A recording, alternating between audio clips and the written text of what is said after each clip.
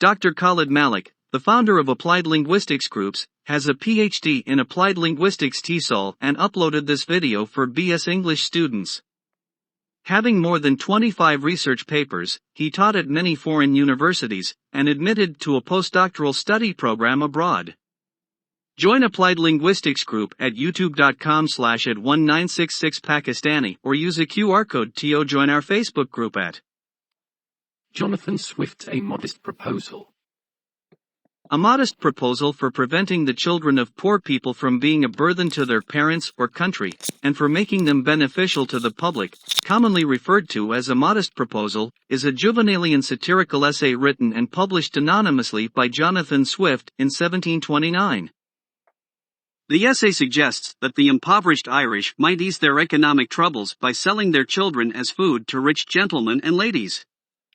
This satirical hyperbole mocked heartless attitudes towards the poor, predominantly Irish Catholic, i.e., Papists, as well as British policy towards the Irish in general. In English writing, the phrase "a modest proposal" is now conventionally an allusion to this style of straight-faced satire. Synopsis. Swift's essay is widely held to be one of the greatest examples of sustained irony in the history of the English language.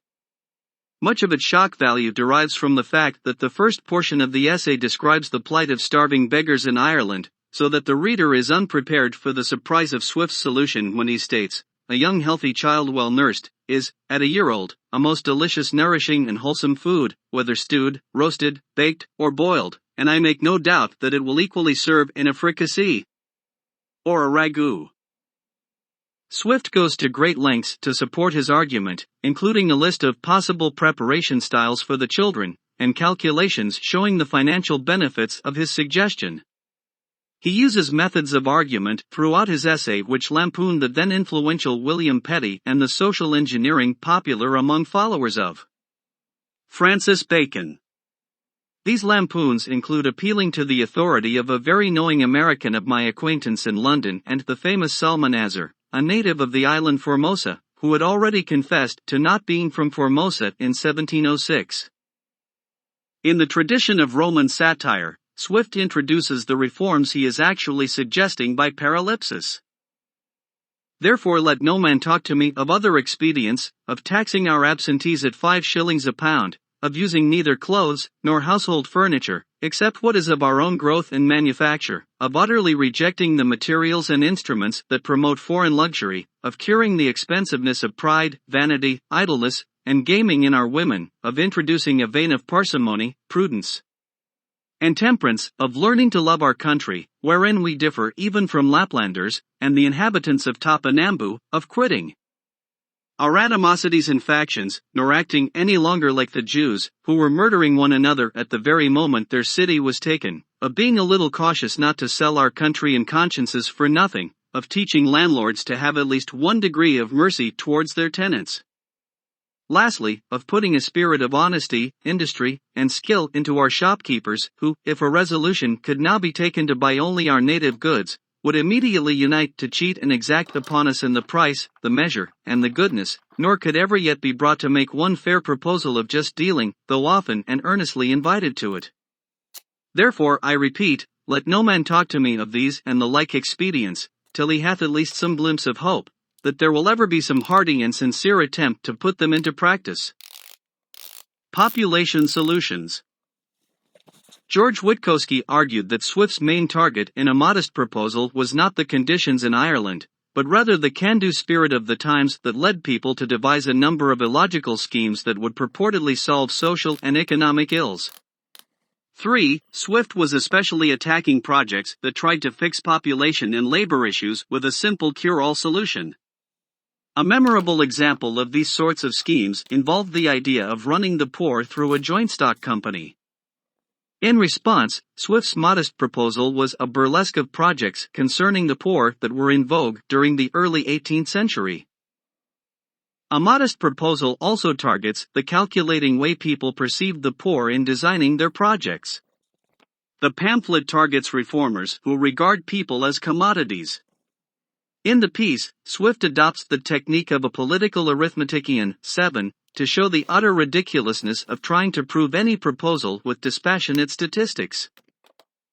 Critics differ about Swift's intentions in using this faux mathematical philosophy. Edmund Wilson argues that statistically, the logic of the modest proposal can be compared with defense of crime, arrogated to Marx, in which he argues that crime takes care of the superfluous population.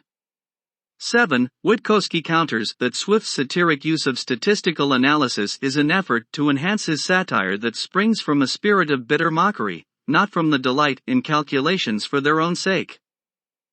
Rhetoric. Author Charles K. Smith argues that Swift's rhetorical style persuades the reader to detest the speaker and pity the Irish. Swift's specific strategy is twofold, using a trap to create sympathy for the Irish and a dislike of the narrator who, in the span of one sentence, details vividly and with rhetorical emphasis the grinding poverty but feels emotions solely for members of his own class. Swift's use of gripping details of poverty and his narrator's cool approach towards them create two opposing points of view that alienate the reader, perhaps unconsciously, from a narrator who can view with melancholy detachment a subject that Swift has directed us, rhetorically, to see in a much less detached way. Swift has his proposer further degrade the Irish by using language ordinarily reserved for animals. Lewis argues that the speaker uses the vocabulary of animal husbandry to describe the Irish. Once the children have been commodified, Swift's rhetoric can easily turn people into animals, then meat, and from meat, logically, into tonnage worth a price per pound.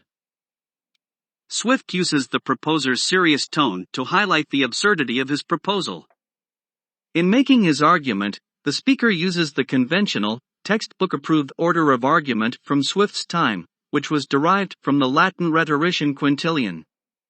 The contrast between the careful control against the almost inconceivable perversion of his scheme and the ridiculousness of the proposal create a situation in which the reader has to consider just what perverted values and assumptions would allow such a diligent, thoughtful, and conventional man to propose so perverse a plan.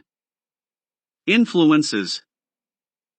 Scholars have speculated about which earlier works Swift may have had in mind when he wrote A Modest Proposal.